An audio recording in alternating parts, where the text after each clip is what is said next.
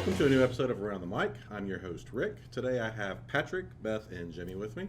We've got a bevy of topics to talk about today. I'm going to start off with Hideo Kojima and Kojima Productions. Finally, Hideo's finally got separated with Konami to the point where he can now pursue his other interests. And Kojima Productions have now entered into a partnership with Sony. So, what do you guys think about that? Which is sad for the Xbox people. It is sad for the Xbox. They have pretty much said that nothing's coming for Xbox in the Well, near future. Really? The question was asked, how long is this exclusivity? And they said, we're not going to mention it at this time. Well, because they have talked about it, PC. It's Sony and PC kind of thing. Right. But, yeah. It's just not Xbox. They're not It's really awesome. they're not really mentioning much at this time of anything. Yeah. You know, we're still with Konami, we're still with him, nothing else. We don't want to tell you anything else. Yeah, but as time goes by, you're going to see more and more information coming out, and I'm sure that down the line they'll get into the Xbox market. Hopefully Sony lets them. Let us have some of that love Right. now that you're a free man. Yeah. Especially since they're still talking about, like, Guillermo del Toro still wants to work with them. Right. They still have all There these, like, are crazy so many ideas. fans that want that too. I mean, they could really go Yeah. that route if I they mean, wanted to. I'm not a huge Metal Gear Solid fan. I played the first one on the PlayStation 1. Sadly, I have not gotten back to the other ones. I'm just happy to hear that one of the heavyweights in the gaming industry finally has some freedom to do what he wants to do now. He doesn't have to worry about legal bindings and all that good stuff with Konami. Although I did read where he cannot talk about the reason why he left Konami. Yeah. He's still under some legal No, obligation obviously. not to That's- say anything. that's Pretty Okay. standard contractual Yeah. stuff, though, really. I mean, Uh-huh. I don't think that's anything special. Gotcha. Yeah, and nobody's really going to care, I don't think, once he starts making Right, I something- do believe making there's some like games, a- they're not going to care. There's a pretty well known hashtag out there about Yeah. Konami. I don't really know, but I don't think anyone cares why he left because fuck Konami.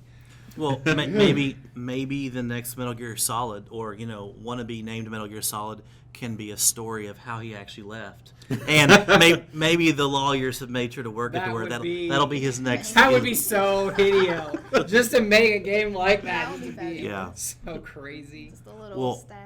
As a person who begrudgingly did not go with PlayStation 2 for the longest time, I know what a severe drought it was to go from Metal Gear Solid to finally Metal Gear Solid Revengeance, I think it was called, when it finally came out on Xbox 360. So hopefully the Microsoft people will not have to have that much of a drought like I had to have until I begrudgingly bought myself a PlayStation 2 because I wanted my GTA 3, I wanted my Metal Gear Solid 2. It was ridiculous.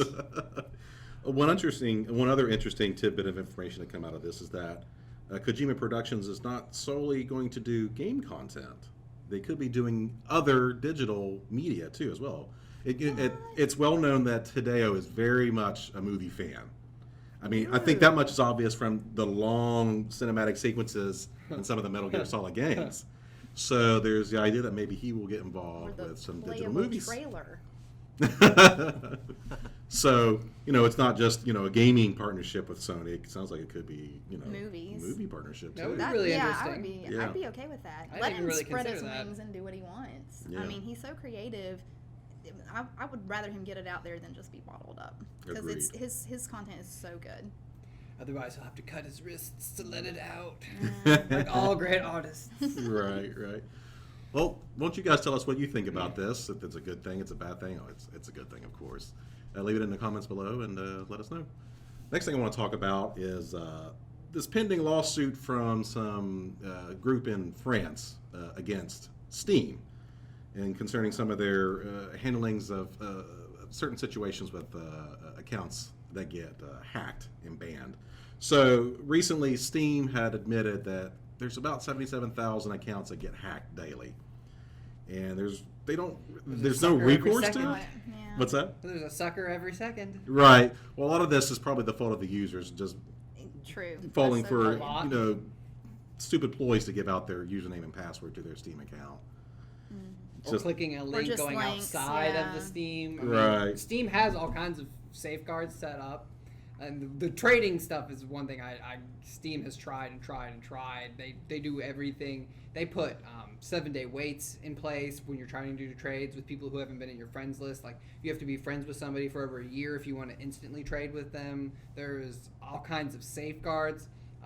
There's another way to, if you want to speed up your trading, you can add a mobile authenticator to it, to your account. And Steam has done so much to prevent accounts getting hacked that I have a hard time pointing my finger at Steam at this point.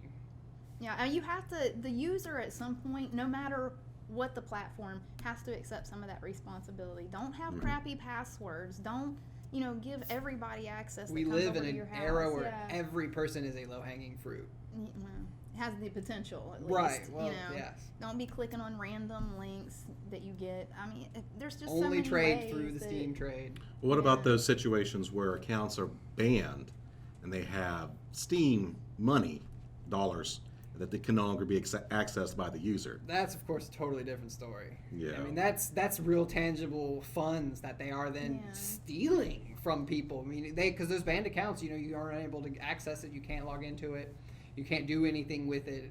So that's money that you are losing that is essentially gone. Whether it's money you got through the marketplace solely through items through Steam or that you added cash through there, it's money that is rightfully yours that you can't get to. It's just like a bank account that refuses your own entry kind of thing. Right. So is this organization, is this more like a governmental organization? Is this a class action of actual Steam users?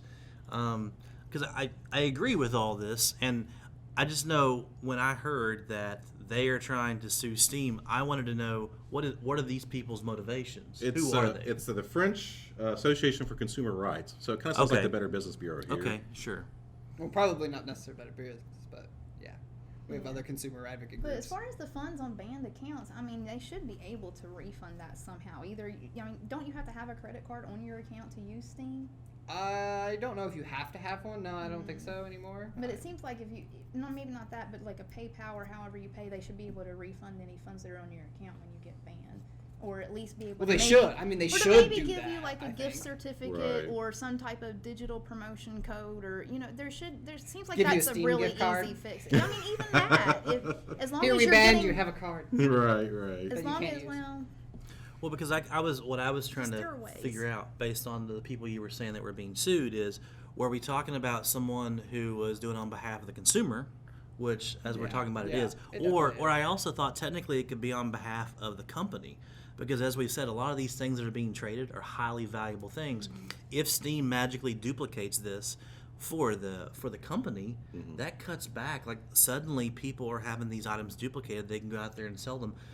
We don't have the fan base that are paying and pouring their money in to get these highly rare things because suddenly they're being They're not rare duplicated and they're not rare anymore. So I thought even it was the companies possibly saying, "Hey, wait, why are you duplicating copies of our items in our game, giving away Yeah, copies?" yeah. So I didn't know which side of the fence we were talking about, but it really seems like it affects both sides. Yeah. Well, hopefully they can settle this out of court and Steam can make some changes to some of their policies, at least for the banned accounts that have the money on it already. As far as the hacked accounts, users, you got to be a little better. I mean, most of us are great at it, Yeah.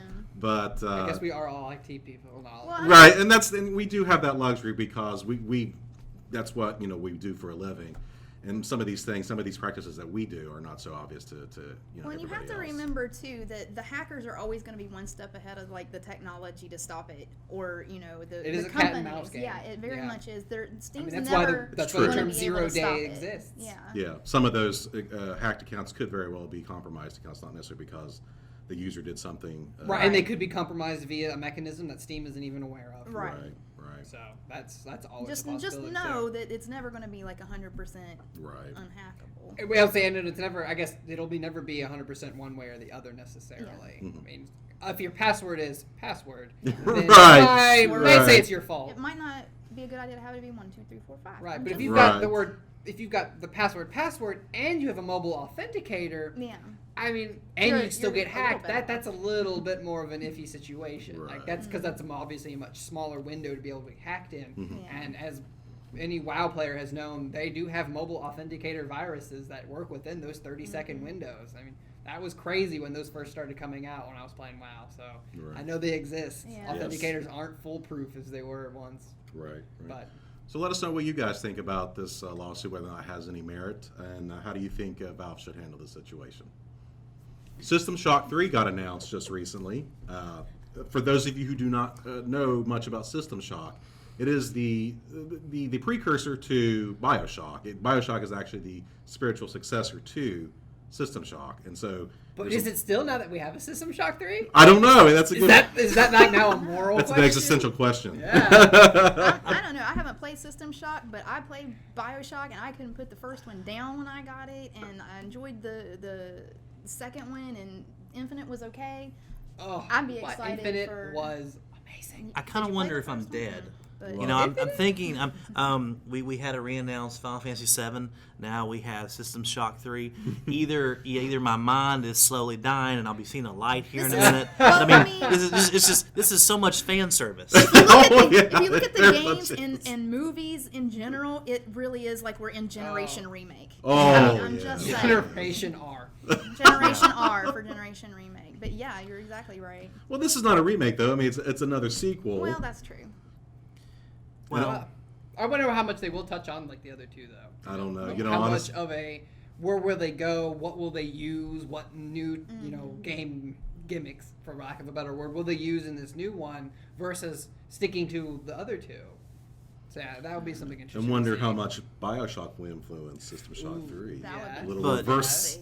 Ken's not involved though, right? That's what I was about to ask. Is who is the developer? Who is the production Mm. studio actually this time around? Give 'Cause me I was one just- second, I'll find I that didn't information think for that you. they BioShock developer Ken Levine was the one. It sounds like a studio called Other Side.